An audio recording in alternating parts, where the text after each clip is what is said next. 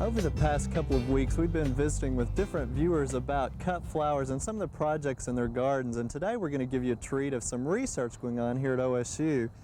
And joining me is Dr. John Dole, Assistant Professor in Horticulture. Now, John is not new to the show, but it's been a while. And John, welcome back. Well, thank you.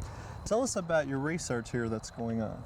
We have several projects that we are doing out here. The first one in front of us is the Cut Flower Trials for the National Association of Specialty Cut Flower Growers. New releases from the companies are tried so we can find out which ones are best suited to commercial cut flower production.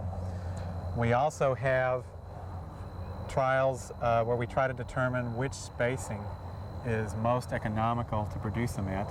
Of course, this is a money-making venture for many people, and they need to be able to produce them in the lowest cost way. Then we also have what we call staggered planting trial, where various species are planted at regular intervals throughout the summer. The idea is to provide something that a grower could cut almost every week of the year. Now, I know some of the plants or flowers are triggered by day length. That was a concern there initially, wasn't there? If they would all bloom at the same time, even though they were planted at different. What's happened with that one? Oh, exactly. Certain flowers, if we plant them at various times in the spring, they're triggered by day length, the longer days in the summer, and they all flower at once. Obviously, commercially, that is not going to work. What we are trying is seeing which of those species do that and which ones don't. Okay. And the ones we have now don't do that. Okay. So that if we plant them every 2 weeks, they will generally flower every 2 weeks. Okay. Well, John, when we talk about cut flowers, are we talking about dried and fresh, or what are we looking at? We're trying both types here, fresh and dried types. Okay. Now, I found it interesting. A lot of these get very tall and leggy. What are you doing to help assist Mother Nature here a little bit?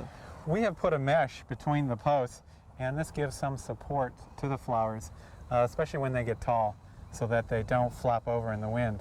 A little bit of wind helps make the stems nice and strong, but too much and they can tip over. This is a commercial netting.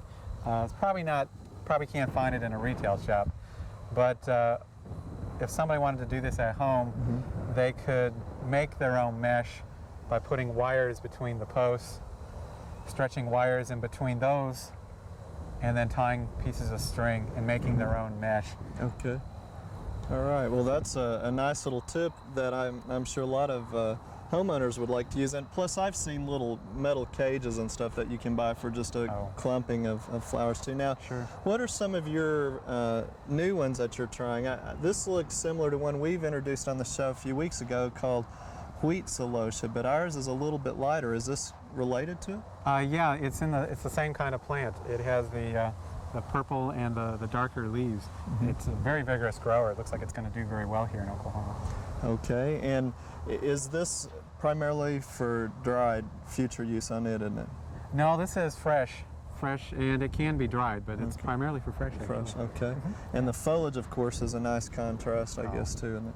It's a real great color. What about some of the grasses behind us here? Now, I know you've tried some with that. That's kind of a new area, isn't it, to work with? Well, there are many grasses that produce nice long spikes that would be great for cut flowers.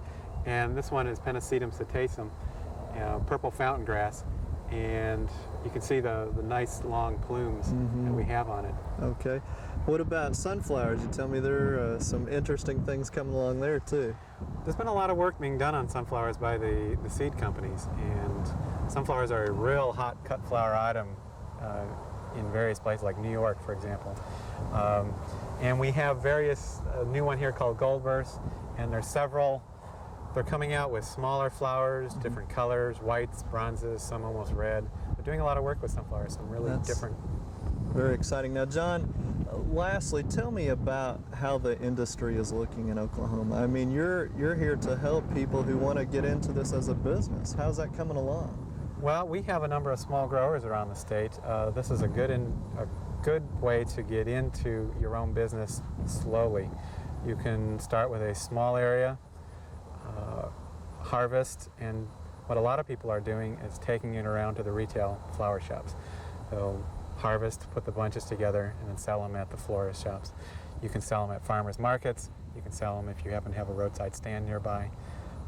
There's a lot of different ways you can get into this slowly and then build up from there. And I know you have an interest in native plants and native wildflowers and are looking in that avenue too. Well, we appreciate you taking the time to join us today and got some good ideas. Keep up the good research and we'll keep you posted on how this is turning out. Thanks again, John. Thank you. We hope you've enjoyed this classic from the Oklahoma Gardening Vault. Remember, even though these tips and techniques are timeless, there's always something new to learn in the world of gardening. By subscribing to both Oklahoma Gardening and OK Gardening Classics, you'll have access to a wealth of gardening knowledge, both classic and contemporary.